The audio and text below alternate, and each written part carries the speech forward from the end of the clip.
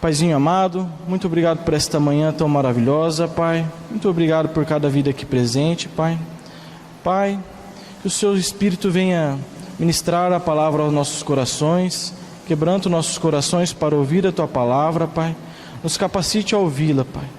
Que nada que saia de mim seja de mim mesmo, Pai, mas seja de Ti, seja para a edificação da Tua igreja, Pai.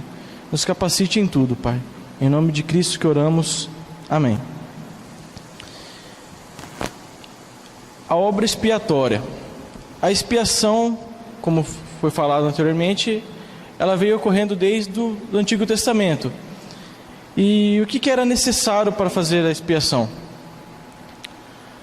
Primeiro, era necessário ter um sumo sacerdote.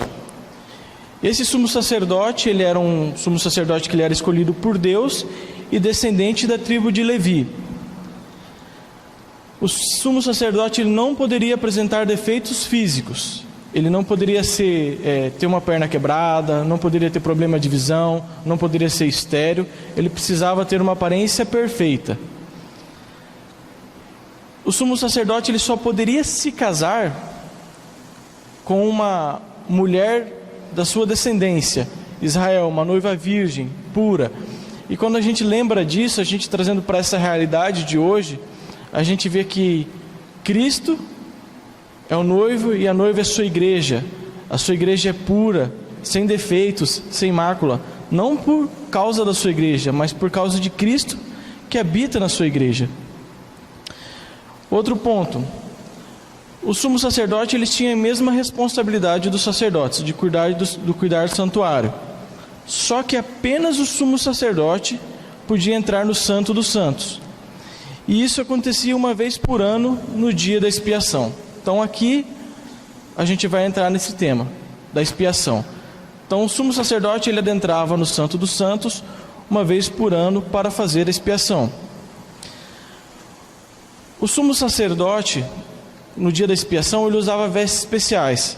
Essas vestes, se vocês quiserem ler, ela fica em Êxodo 28, do capítulo 28, do versículo 3 ao 43.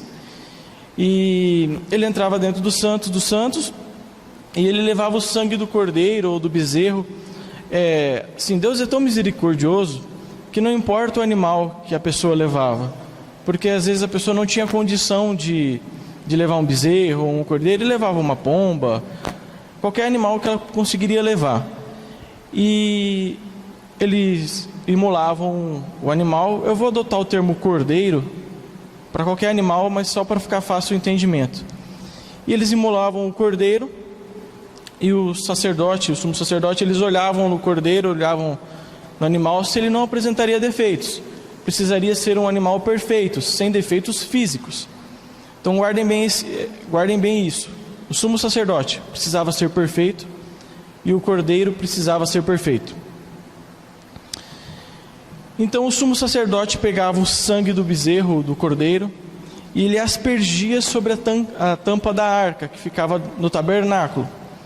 O tabernáculo é dividido em átrio exterior, átrio interior e Santo dos Santos. E ele levava lá dentro do Santo dos Santos, através do véu, e aspergia o sangue sobre a tampa da arca. Nessa aspersão de sangue, que aí entra a questão da expiação, ele fazia a propiciação primeiramente pelos próprios pecados e depois pelo pecado do povo. Essa propiciação, para ficar mais fácil a compreensão, seria a redenção. Ele faria a redenção primeiramente pelos próprios pecados e depois pelo pecado do povo. Vamos abrir a Bíblia em Hebreus, capítulo 10. Nós vamos olhar muito o livro de Hebreus hoje, que ele traz aquela realidade do Antigo Testamento, principalmente da questão do sumo sacerdote, que a gente encontra muito em Levíticos. E esses aspectos do sumo sacerdote que eu falei para vocês, vocês conseguem encontrar no livro de Levíticos, capítulo 21. E aqui nós vamos ver na carta de Hebreus como o Pai tem sido misericordioso conosco, como Ele tem nos amado e como Ele nos amou. Capítulo 10, versículo do 1 ao 4. Ora, visto que a lei tem sombra dos bens vindouros, não a imagem real das coisas, nunca jamais pode tornar perfeitos os ofertantes, com os mesmos sacrifícios que, ano após ano, perpetuamente eles oferecem. De outra sorte, não teriam cessado de ser oferecidos, porquanto os que prestam culto, tendo sido purificados uma vez por todas, não mais teriam consciência de pecados? Entretanto, esses sacrifícios fazem recordação de pecados todos os anos, porque é impossível que o sangue de touros e de bodes remova pecados. O que nós temos aqui? Que tudo que foi feito pelos sumos sacerdotes antigos, porque Jesus Cristo ele é o último sumo sacerdote, ele é o sumo sacerdote eterno, por isso que a obra expiatória de Cristo ela é eterna. Então o que nós temos aqui? No versículo 1, sombra das coisas reais. Tudo que os sumos sacerdotes faziam era uma sombra do que estaria por vir. O sacrifício, o derramamento de sangue, o cordeiro, o sumo sacerdote, a propiciação, tudo isso era uma sombra de uma realidade que estaria por vir. Eles faziam isso para lembrar nos seus corações que um dia o Cordeiro de Deus viria para o mundo, que um dia o sumo sacerdote perfeito viria para o mundo, que um dia a propiciação perfeita aconteceria para os seus filhos, para os filhos de Deus. E o Espírito Santo ele faz muita questão de repetir diversas vezes um assunto que é para fixar nos nossos corações. E aqui ele fala que é impossível que o sangue de touros e de bodes remova pecados. Então aquela expiação que o sumo sacerdote fazia uma vez por ano, ela não removia pecados. Ela não removia pecados. Ele fazia redenção, ele lembrava dos pecados que tinham cometido, mas não os perdoava, eles não eram limpos. E se a gente olhar aqui no versículo 2, eles precisavam oferecer esse sacrifício ano após ano. E nós vemos que não corre mais esse sacrifício. Por quê? Porque Cristo fez o sacrifício perpétuo. Ele é o sacrifício perpétuo, ele é eterno. Então aqui vai entrando no tema, expiação eterna, porque não precisou mais ser feita, ele fez a obra completa. Agora no versículo 11 aqui do mesmo capítulo 10, ora, todo sacerdote se apresenta dia após dia a exercer o serviço sagrado e a oferecer muitas vezes os mesmos sacrifícios, que nunca jamais podem remover pecados. Outra vez o Espírito fala, através da sua palavra, que nunca jamais, ele ainda acrescenta isso, deixando mais explícito, que nunca jamais podem remover pecados. Agora olha que interessante, que precioso, o versículo 12.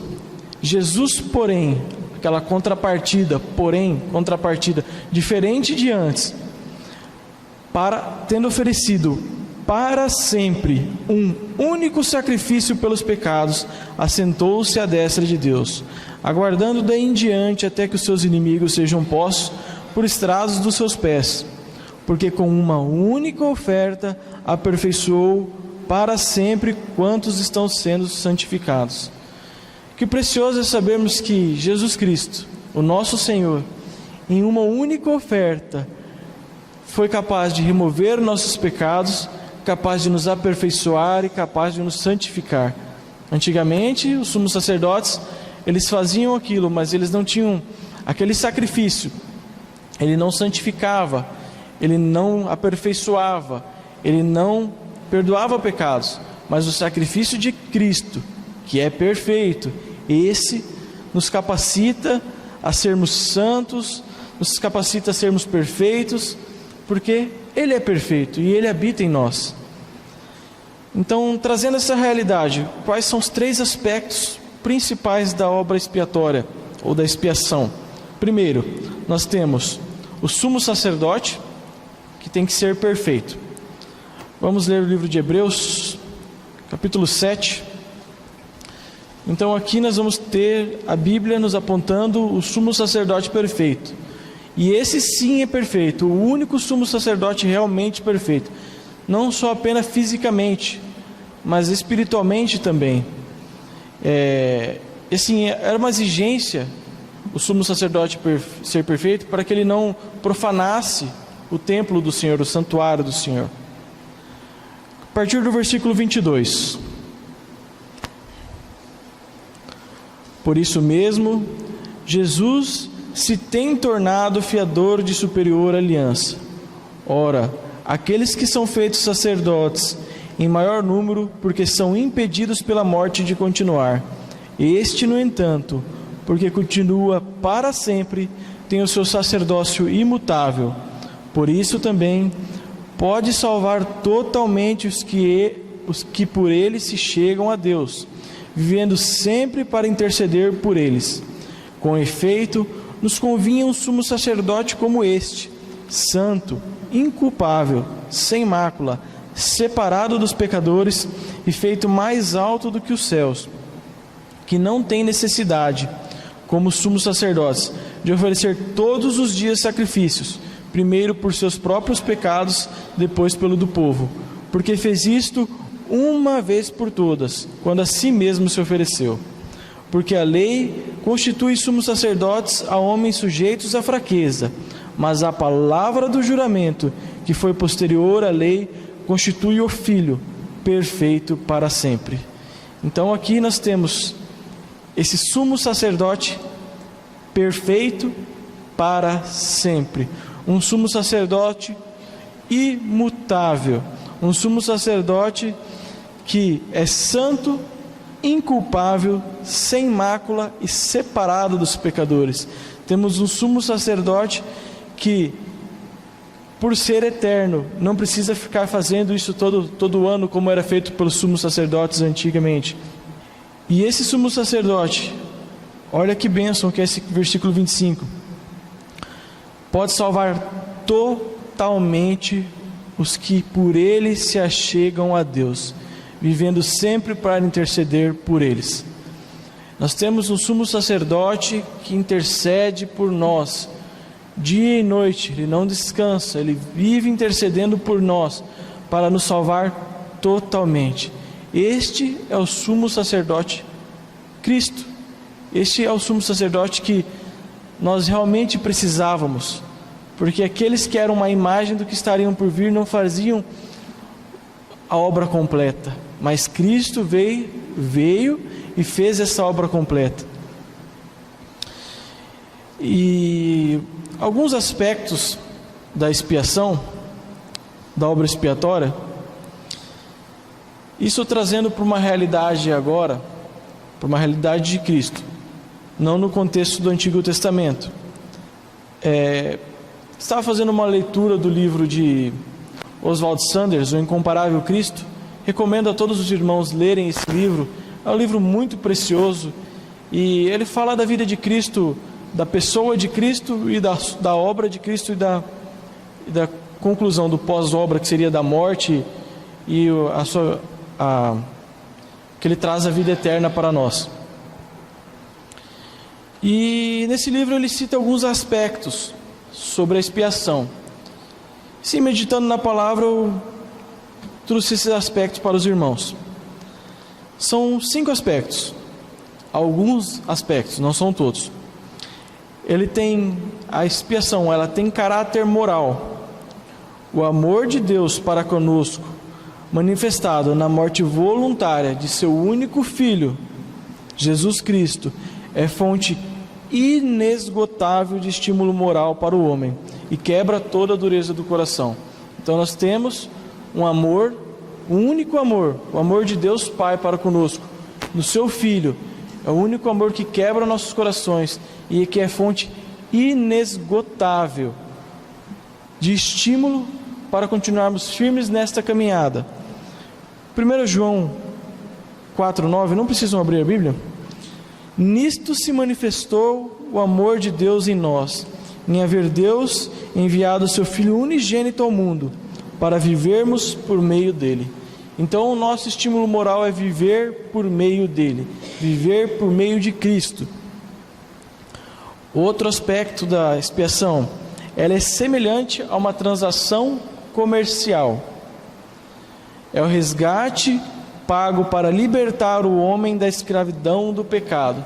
Nós éramos escravos do pecado, nascemos com a natureza adâmica e presos nesse pecado.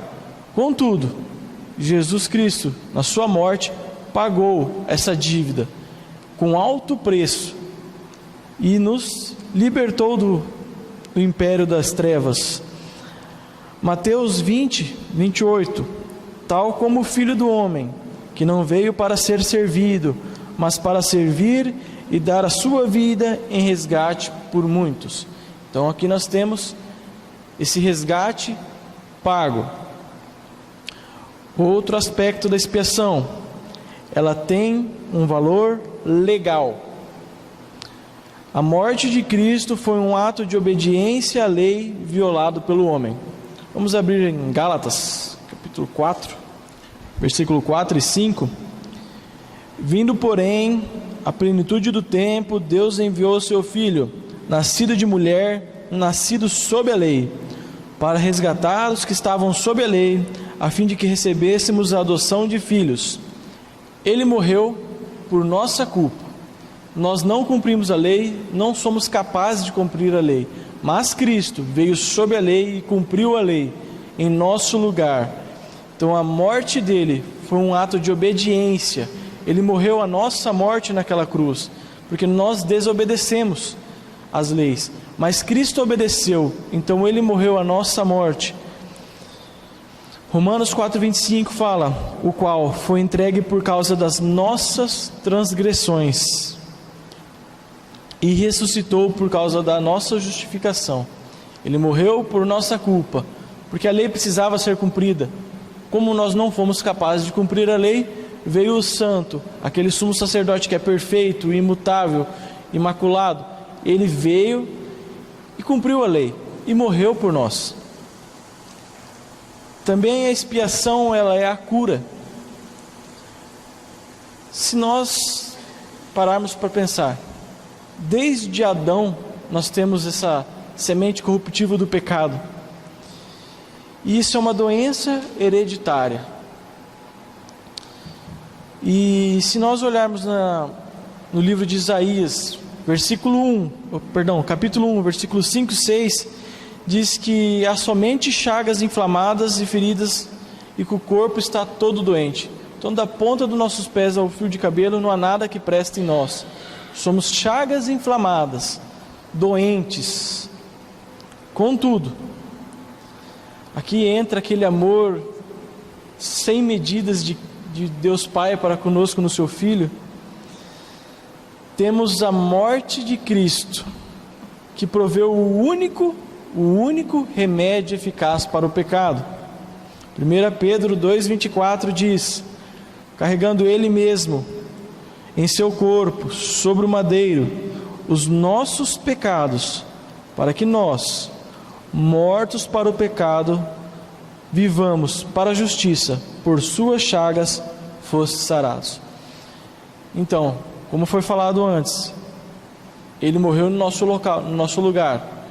Ele tomou sobre si as nossas dores, as nossas enfermidades, toda aquela podridão do nosso corpo, Ele tomou sobre si, e Ele nos curou deste pecado, que era uma doença hereditária, que veio desde Adão.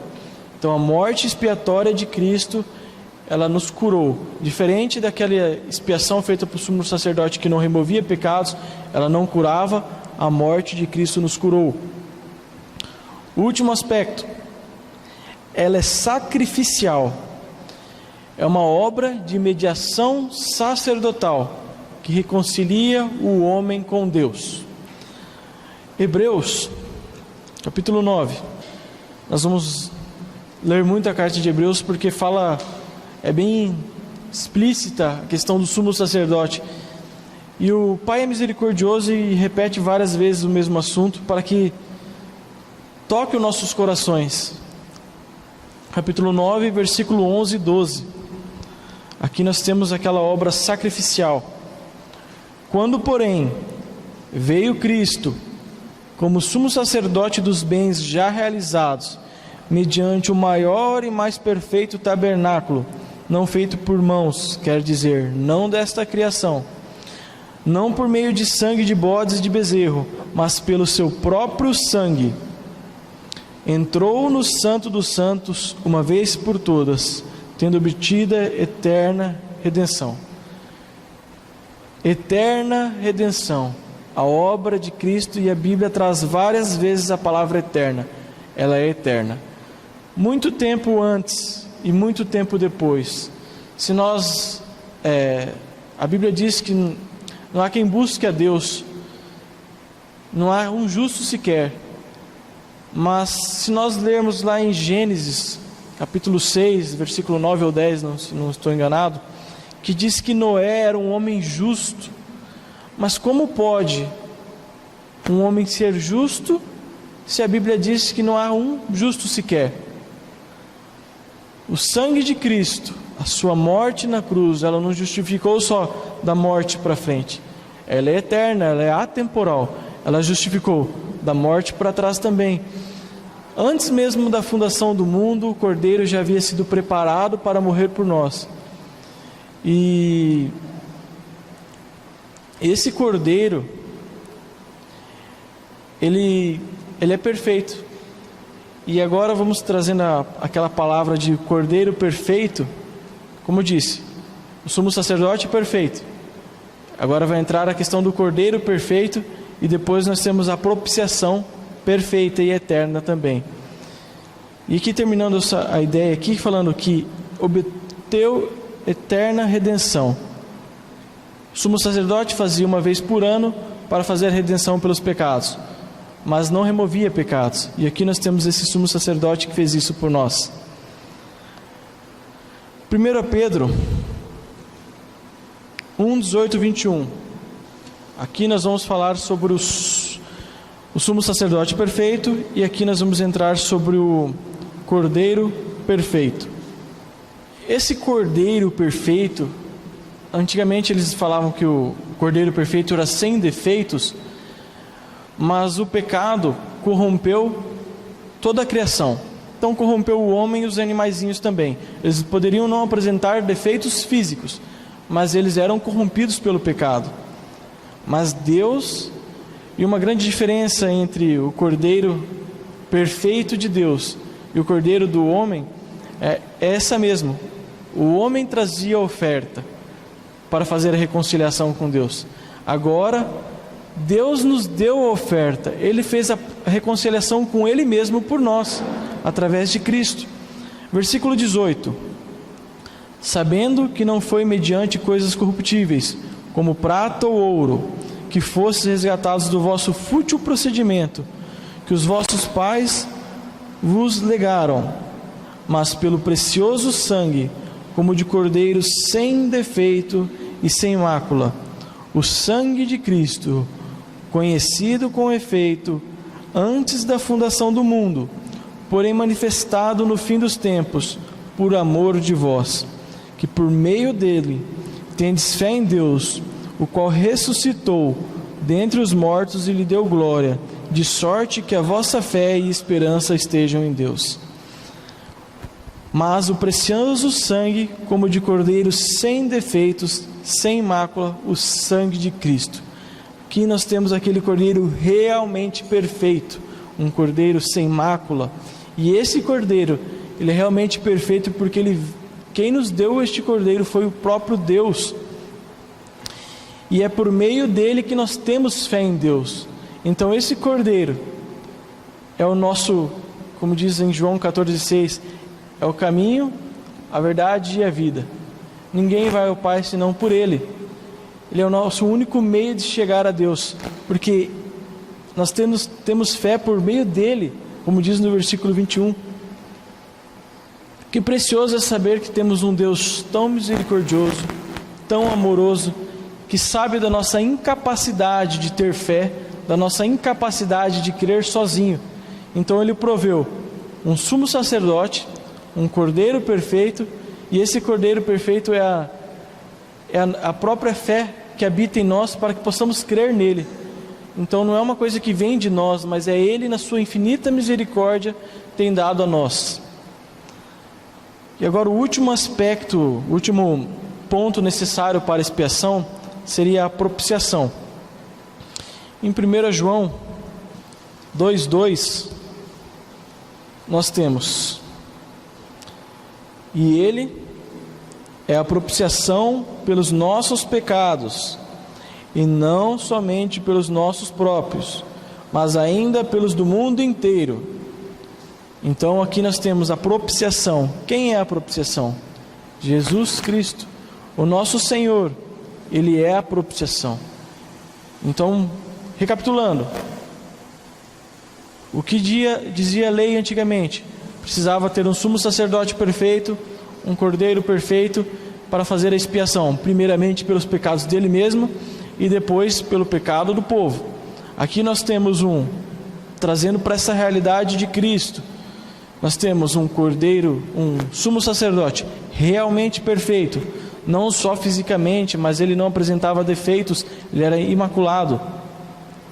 Nós temos um cordeiro perfeito também, que é a nossa própria fé, e nós temos a propiciação. Então as três coisas são Cristo.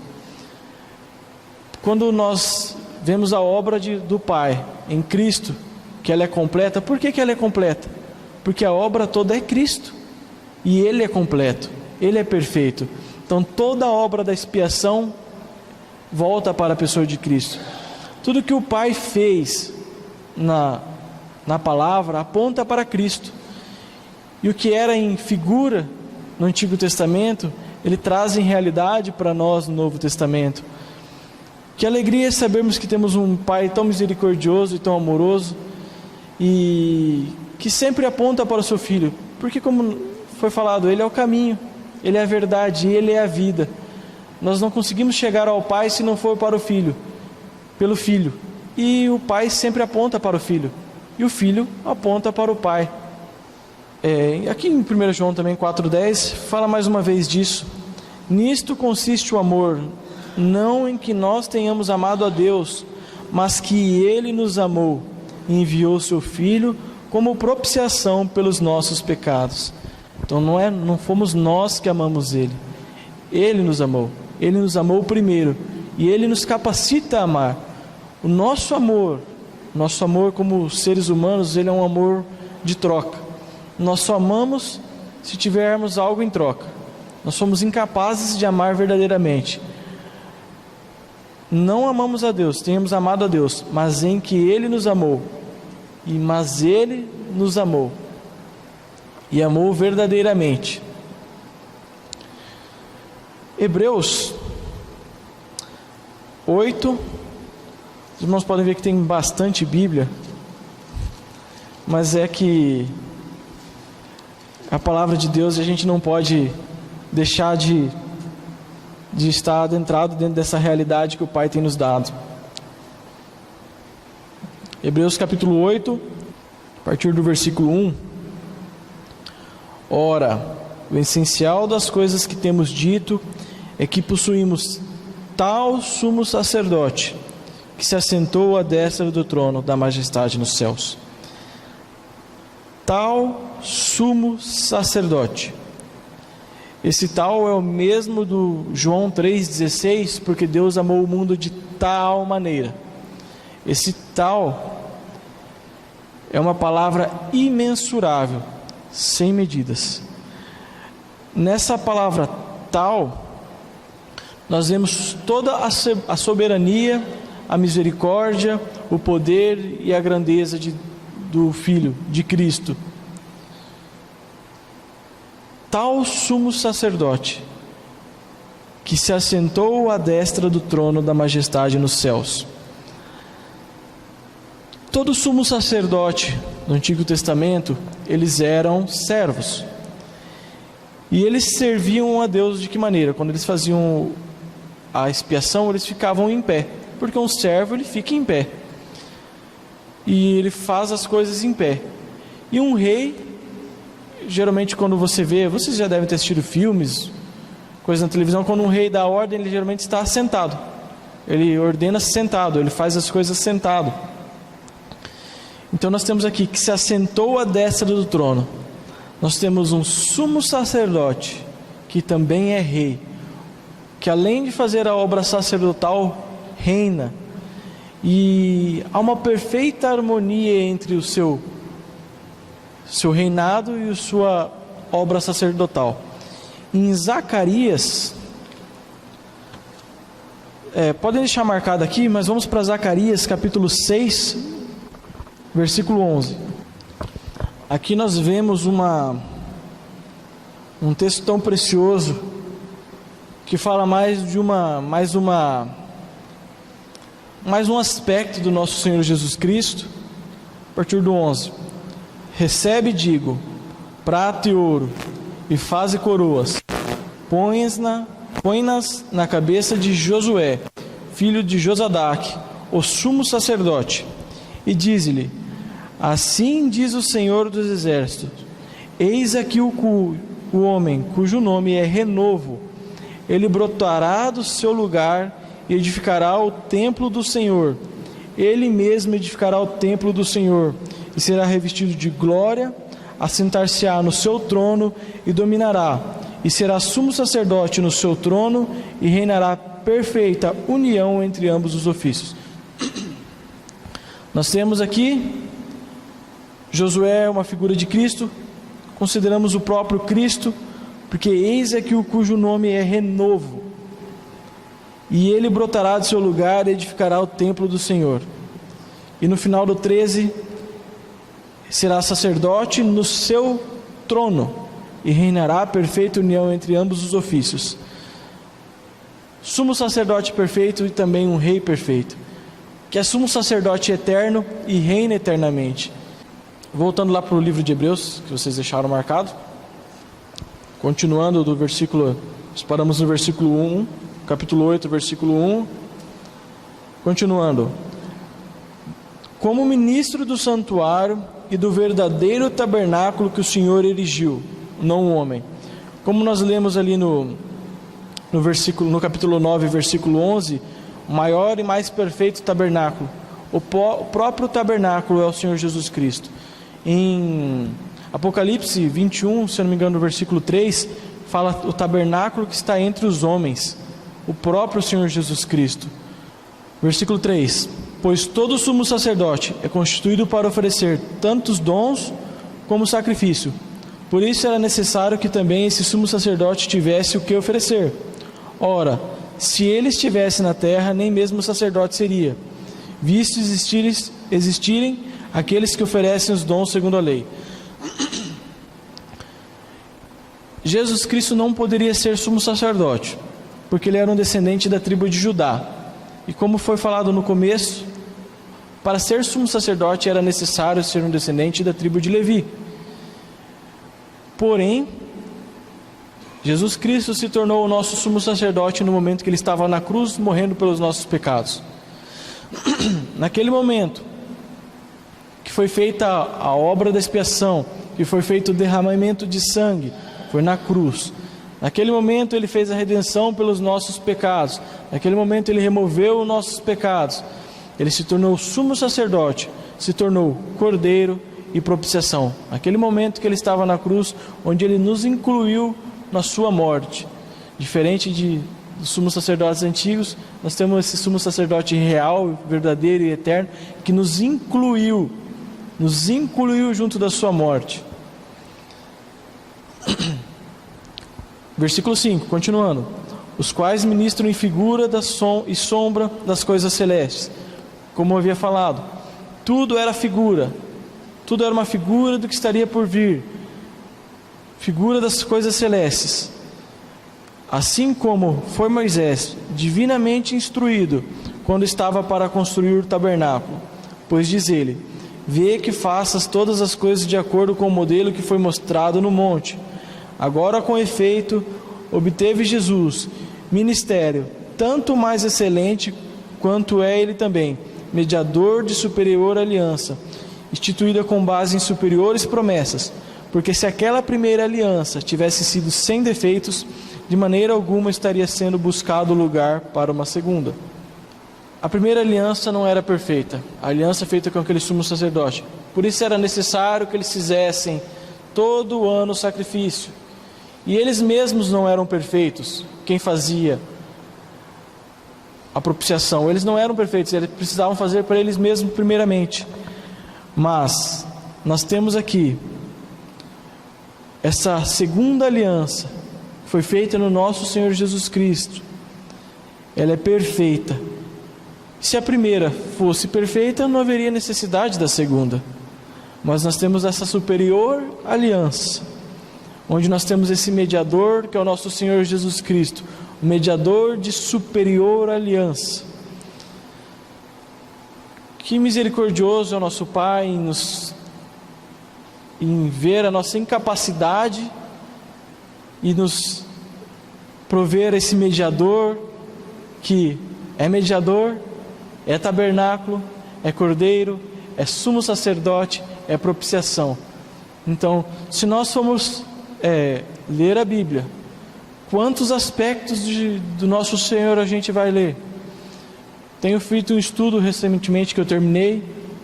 Eu encontrei por volta de 90 aspectos do nosso Senhor. Na verdade, 90 versículos. Mas existem versículos que falam 3, 4 aspectos do nosso Senhor.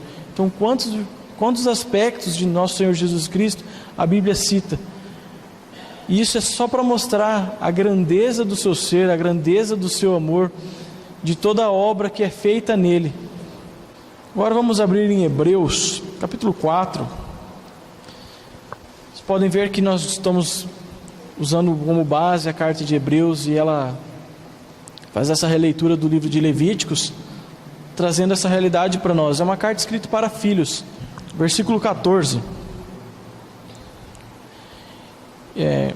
Fiquem atentos para ver como o Espírito repete as mesmas coisas.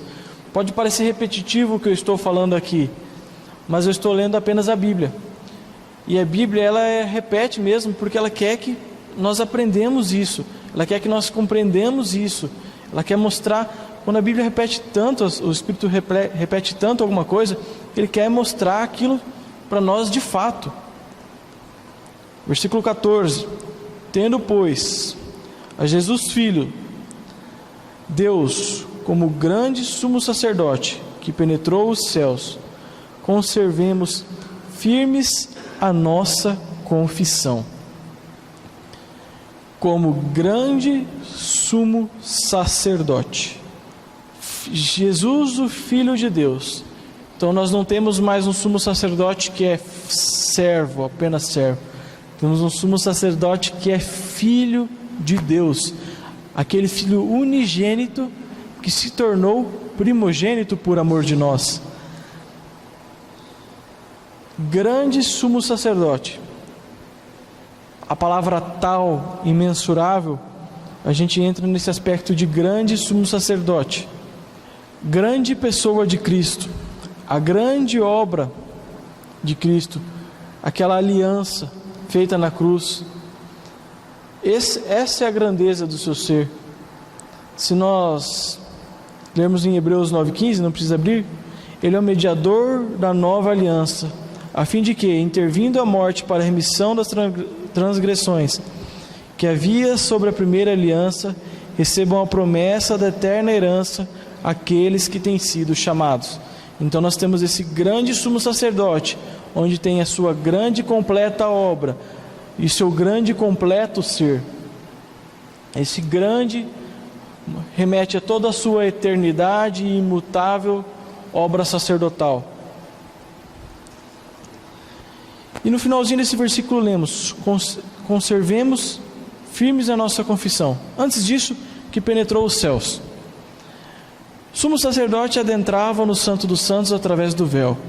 Nós temos um sumo sacerdote que rasgou o véu e penetrou os céus. A grandeza de seu ser, por isso referente à palavra grande, mostra que ele penetrou os céus e rasgou o véu. Muito maior do que os outros sumos sacerdotes. Diferente de tudo que era, de adentrar apenas nu. Através do véu, ele rompeu esse véu e nos deu o completo acesso ao Pai. E isso é uma das grandes, não chega a ser notícia, mas uma das grandes pontos da obra expiatória de Cristo para conosco, que Ele nos deu completo acesso ao Pai, coisa que não havia antigamente. Deus ia sobre a tampa da arca para fazer a remissão dos pecados, apenas dentro do Santo dos Santos, mas Deus, na sua infinita misericórdia, através do seu Filho, rasgou aquele véu, nos deu completo acesso ao Pai, e por isso Ele penetrou os céus. Finalzinho, conservemos firmes a nossa confissão. Quero fazer uma pergunta: como temos confessado Cristo? Ele é a nossa confissão. Como temos confessado Cristo? O mundo, ele deseja que nós confessamos Cristo da maneira que Ele quer. Como assim, Guilherme? Eu aceitei Jesus, ou uma boate gospel, ou festa gospel, tudo coisas que o mundo traz, coloca o nome de Deus, que apareçam ser santos, mas não são santos, não são coisas santas. E o mundo tem feito isso. E assim, as pessoas que estão nesse meio, elas acham que estão confessando Cristo, estão confessando firmemente a fé em Cristo, mas não é isso que a Bíblia, que o Senhor quer de nós, não é essa forma de confessarmos que o Senhor quer que nós confessemos. Como é então que o Senhor quer que nós confessamos? Romanos 6,6 é uma dessas formas. Nós vamos confessar Cristo com a palavra, confessar Cristo no nosso viver. Quando nós falamos, nós temos a vida de Cristo manifestada em nós. Temos que falar como se Cristo habitasse em nós, porque na verdade Ele habita. Só que quanto de Cristo, quanto nós temos dado de nós para Cristo? Porque Ele habita 100% em nós, mas nós habitamos 100% nele. Quanto dele Ele tem manifestado em nossas vidas? Porque se nós não amadurecermos, aqui entra a nossa responsabilidade, se nós não amadurecermos como igreja, não estarmos unidos como corpo, buscando amadurecimento, crescimento, Cristo não vai se manifestar em todos os aspectos de nossa vida, porque nós vamos estar cheios de nós mesmos. E como foi falado, o que nós somos? Podres da cabeça ao pé. E Ele é aquele renovo, é aquela cura que nós precisamos em nossas vidas. E se Ele não for manifestado em nossas vidas, como diz Gálatas 2,20, que Paulo confessou que não era mais ele que estava vivendo, mas era Cristo. É uma realidade muito profunda. Nós temos que buscar essa realidade. O Pai nos capacita a isso. Então busquemos essa realidade de não mais nós vivermos, mas Cristo vivermos no nosso lugar. Como diz Romanos 6,6 que havia falado, que foi com Ele crucificado o nosso velho homem, para que o corpo do pecado seja destruído, e não sirvamos o pecado como escravos. Essa é a manifestação da vida do Filho em nós. Não servirmos mais ao pecado, servirmos a Ele. Ele é o nosso Senhor. Nós não podemos ter dois senhores, ou servir ao diabo ou servir a Cristo. Então, quando nós temos Cristo no nosso coração, os frutos da sua bondade, do seu ser, eles fluem através de nós. Se nós olharmos as nossas vidas antes do novo nascimento e depois do novo nascimento, e nessa progressão de amadurecimento que o Senhor tem nos dado, como nós agíamos antes e como nós agimos agora, se não haver diferença de como agimos antes e como agimos agora, fica aquela questão: será que temos nascido de novo? Se agimos da mesma maneira que agimos quando considerávamos do mundo e não há mudança, como que o Cristo, nosso Senhor, que vimos que Ele é grande, Ele é soberano, Ele é Rei, Ele é tudo isto, que habita em nós, não faz nenhuma mudança em nossas vidas? E nós precisamos tomar vergonha na cara e orar e pedir misericórdia para o Senhor, porque se nós não progredirmos disso, nós não vamos usufruir da grandeza do seu ser. É muito comum as pessoas falarem que porque o Senhor é misericordioso e quem é salvo uma vez nunca perde a salvação. Mas às vezes as pessoas, por acharem que são salvas, vivem as suas vidas dos jeitos que elas querem. Mas um salvo tem a vida de Cristo dentro dele. Então não é mais a vontade dele que vai ser manifestada, é a vontade de Cristo. Isso tem que se tornar realidade em nossas vidas. E como Paulo confessou em Gálatas 2:20, temos que clamar ao Pai, porque a sua misericórdia se renova a cada dia. Clamamos ao Pai para que isso se torne uma realidade em nossas vidas, de podermos manifestar Cristo, não só no nosso falar, mas no nosso viver, que as pessoas vejam Cristo nos nossos relacionamentos, porque nós somos cristãos. É muito fácil ser cristão aqui dentro do templo. Às vezes no nosso trabalho também é fácil, tem aquela imagem de bom moço, de boa moça, de que faz tudo conforme o Senhor. Mas o verdadeiro cristão é aquele que está no seu quarto, que se coloca de joelho, no silêncio do seu quarto, e ora e clama para o Senhor.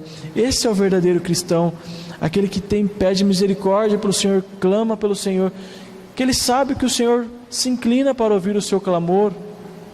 Isso que é ser cristão, é nos colocarmos de joelho no secreto de nosso quarto e clamarmos pelo Pai. Ali Ele vai falar conosco. O mundo é muito barulhento, o mundo tem muitos aperitivos, muitas luzes, e Ele não quer deixar nós termos essa perfeita união com o Pai, que ocorre através de Cristo. Por isso que o mundo, quando o confessar firmes do mundo, é no meio de barulho, no meio de uma bagunça, nunca é no meio de um silêncio. E o Pai habita no silêncio, Ele quer nos falar no silêncio, porque se a nossa mente estiver agitada, como nós vamos ouvir a voz do Senhor? Muitas coisas falando, muitas vozes, muito barulho, nossa mente não se concentra em ouvir a palavra do Senhor. Então nós devemos clamar pela sua misericórdia, porque Ele já nos deu tudo, Ele já fez tudo por nós. Olha que precioso, nós temos aquele Cordeiro perfeito, um sumo sacerdote perfeito, que não é só sumo sacerdote, mas é rei também. Ele é superior, Ele é mediador por nós, Ele intercede por nós. Irmãos, Cristo fez tudo por nós. Nós precisamos abraçar essa realidade, abraçar Cristo, para que Ele se manifeste em nossas vidas. Se nós olharmos Gálatas 5, quais são os frutos do nosso ser? São podridão, não temos nada de útil em nós, mas Deus é misericordioso conosco, nos amou com aquele tal maneira, que é o mesmo tal de sumo sacerdote, que é imensurável, é sem medidas. Ele nos amou de tal maneira. E como ainda nós temos vivido a nossa vida da maneira que nós queremos? Como nós temos manifestado apenas o nosso viver do nosso jeito? Como nós podemos dizer, sou filho de Deus, mas vivemos a vida do nosso jeito? Não é assim que temos que viver. Temos que viver da maneira que Ele quer que vivamos, com a manifestação dos frutos do Espírito. E não vem de nós, isso provém de Cristo vivendo em nós. Não tem como eu, Guilherme, ser bom, não tem eu, Guilherme, como ser benigno, não tem como eu, Guilherme, ter domínio próprio. Isso não tem como. Eu posso ter essa mudança por 2, 3 meses partindo de mim mesmo, mas é quando é o Senhor mudando a minha vida, mudando a sua vida, Ele faz uma mudança completa. O Guilherme se torna capaz de ter domínio próprio, o Guilherme que se torna capaz de perdoar, o Guilherme se torna capaz de ser bondoso, de ser benigno, mas coisas que não eram capaz, mas Ele capacitou. Continuando, versículo 15: porque não temos sumo sacerdote que possa compadecer-se das nossas fraquezas. Aqui nós temos um não e não. Então nós podemos ler, não é ao contrário, com o mesmo sentido, mas tirando o não. Porque temos sumo sacerdote que se compadece das nossas fraquezas. Por que Ele se compadece? Continuando, foi Ele tentado em todas as coisas a nossa semelhança, mas sem pecado. Por que Ele se compadece? Ele se identifica com as nossas experiências como se fossem suas próprias, pois Ele mesmo foi tentado. Ele foi tentado em todos os aspectos. Ele foi tentado na concupiscência da carne, na concupiscência dos olhos e na soberba da vida. E Ele, sendo Deus, Ele podia ter feito qualquer coisa, mas ele abdicou da sua divindade e viveu como homem. E ele não pecou. Ele poderia ter pecado? Poderia, porque ele era 100% homem, mas ele decidiu não pecar, por amor de nós. Ele sentiu sobre si a pressão esmagadora e destruidora do pecado. Contudo, ele não sucumbiu à vontade da carne. Ele permaneceu firme em sua pureza única, sua sublime perfeição e santidade inabalável. Esse é o nosso Senhor Jesus Cristo. Permaneceu firme. E ele permaneceu firme porque ele é a nossa rocha. Quando no versículo 14 conservarmos firmes, nós vamos conservar firmes nele, porque ele é a nossa firmeza.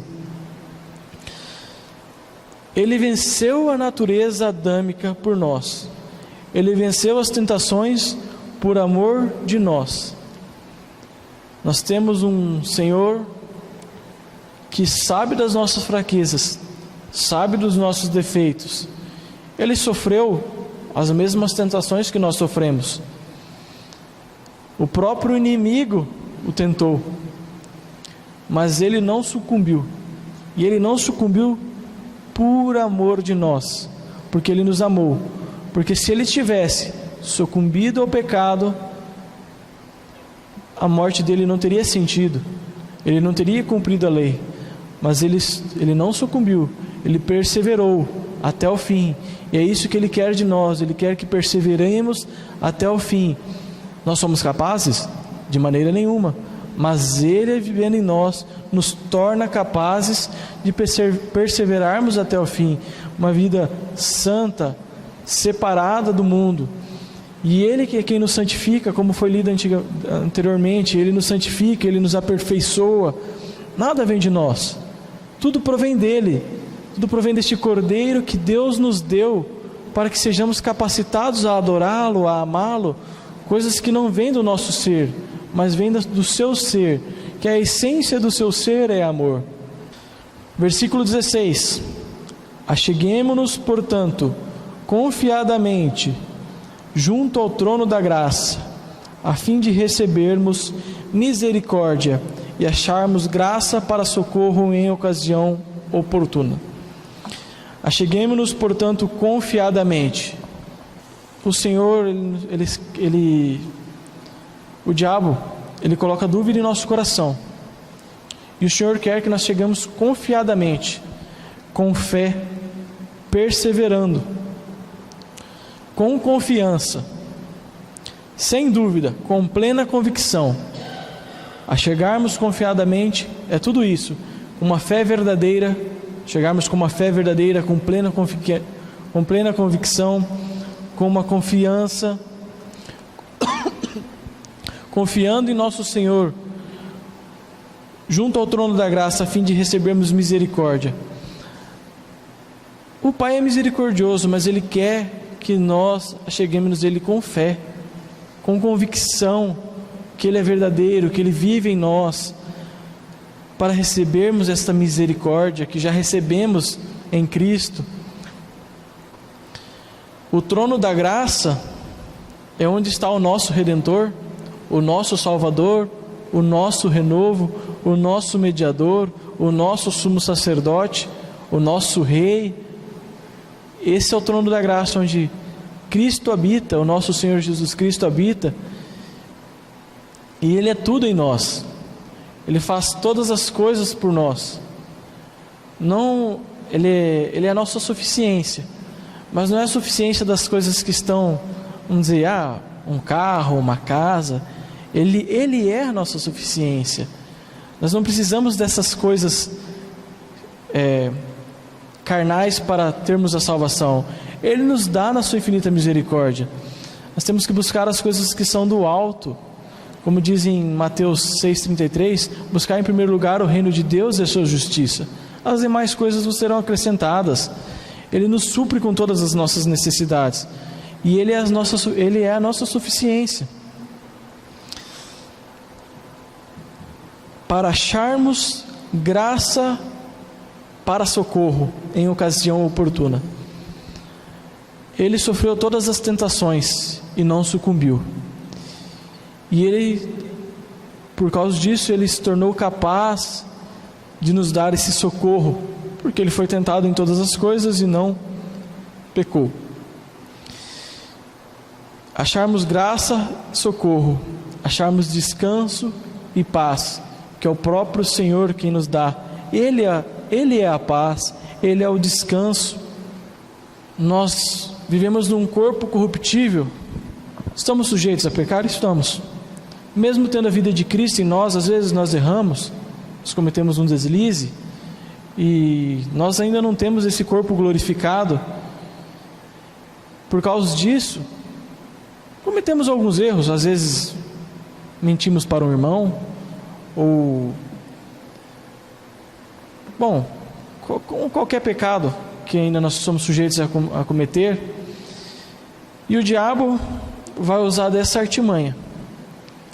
O diabo sabe que nós somos filhos, mas ele vai querer nos derrubar. Então ele vem nos atacando com seus dardos. Guilherme, você pecou, você não é filho. Ele vai colocar aquela dúvida em nossos corações, vai colocar aquele medo, aquela vergonha.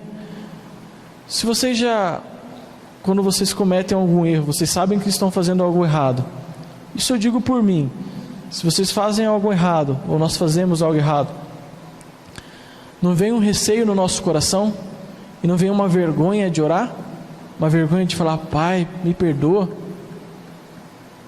É muito preocupante isso, e o diabo coloca isso ele vai atacar isso de todas as maneiras, para que nós não termos essa união com o Pai no nosso íntimo, do nosso quarto. Mas o Senhor é misericordioso, então Ele fala: achegue confiadamente a mim, que eu vou lhe dar socorro, eu vou lhe dar descanso. Esse é o nosso sumo sacerdote. Ele é um advogado justo. Tem o diabo, o acusador. Nós temos esse advogado justo e fiel, como diz em 1 João capítulo 1, versículo 1, ou capítulo 2, versículo 1. E nós temos esse advogado, que é quem defende a nossa causa. Ele nos restaura na nossa queda, Ele renova nossas forças, Ele nos dá aquele verdadeiro descanso, porque Ele é o descanso. Vamos abrir a Bíblia em Mateus, um texto muito conhecido da igreja. Isso tem que se tornar realidade em nossas vidas, irmãos. Mateus capítulo 11, versículo 28, 29 e 30. O diabo nos acusa, mas nós temos aquele descanso eterno. Vinde a mim, todos os que estáis cansados e sobrecarregados, e eu vos aliviarei. Tomai sobre vós o meu jugo e aprendei de mim, porque sou manso e humilde de coração, e achareis descanso para a vossa alma, porque o meu jugo é suave e o meu fardo é leve. Esse é o nosso Senhor misericordioso, o nosso sumo sacerdote, o nosso renovo, o nosso mediador, o nosso cordeiro, a nossa propiciação. São tantos aspectos do nosso Senhor Jesus Cristo. Ele é o nosso descanso, Ele é o ensino. Sou manso e humilde de coração. Nós não somos capazes de sermos mansos e humildes de coração, mas Ele é manso e humilde de coração. Então, somos propícios a cometer erros ainda? Somos. Ninguém é perfeito. Ele nos aperfeiçoa. Contudo, nós temos esse descanso e esse socorro que Ele nos dá. E toda aquela acusação que o maligno coloca sobre nós, Ele fala assim: coloque o meu jugo sobre ti, que é leve, é suave. Não se preocupe com o que o diabo vai falar de você. Você é meu filho amado, você é meu servo amado. Eu amo a ti, eu morri por ti. Eu quero viver a tua vida, quero viver na tua vida, eu quero me manifestar na tua vida. Cristo quer se manifestar em nossos viveres. E nós temos esse descanso e essa eterna redenção feita em Cristo. Que o Pai, na sua infinita misericórdia, continue nos revelando mais de Cristo, mais da grandeza do seu ser, e que sejamos capacitados a compreender toda esta obra porque nós estamos, na nossa mente, nós sabemos da obra completa, mas essa obra tem que estar nos nossos corações. Temos que vivermos como Cristo quer que vivemos para Ele, uma vida em santidade, uma vida voltada para Ele, não voltada aos nossos prazeres, mas voltada para o viver de Cristo em nós. Amém? Querido Deus, querido Pai, muito obrigado pela sua palavra, Pai. Continue revelando Cristo em nossos corações, Pai. Quebranta-nos ao ouvir a tua voz. Tem misericórdia de nós, somos tão pequeninos, tão falhos, mas o Senhor proveu tudo para nós, proveu essa eterna redenção, essa eterna salvação. Muito obrigado que o Senhor fez tudo em nós através de Cristo. Que precioso é sabermos que o Senhor pagou o preço por nós e nos comprou para si mesmo. Muito obrigado. Te damos honra, te damos glória. Em nome de Cristo. Amém.